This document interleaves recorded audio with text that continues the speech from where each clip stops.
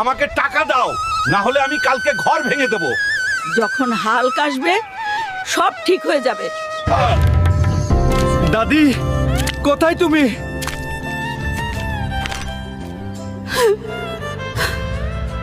Hulk, বাড়িওয়ালা এসেছিল, সে বলল কালকের মধ্যে টাকা ফেরত দিতে, নাহলে সে আমাদের বাড়ি ভেঙে দেবে। আমি আজই যে কোনো উপায়ে টাকার ব্যবস্থা করব এবং বাড়িওয়ালাকে দেব।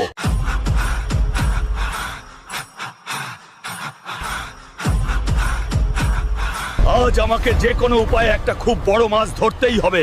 আমি সেই মাছ বিক্রি করে বাড়িওয়ালার টাকা শোধ করব। যদি আমি এই মাছটা বিক্রি করি, আমার ঋণ শোধ হয়ে যাবে।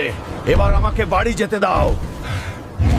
দিদা, আমি এই মাছটা বাজারে বিক্রি করে বাড়িওয়ালার পুরো ঋণ শোধ করে দেব। যাও হাল্ক, তাড়াতাড়ি যাও, আল্লাহ তোমার মঙ্গল করুন। বাজারের সবচেয়ে বড় মাছ।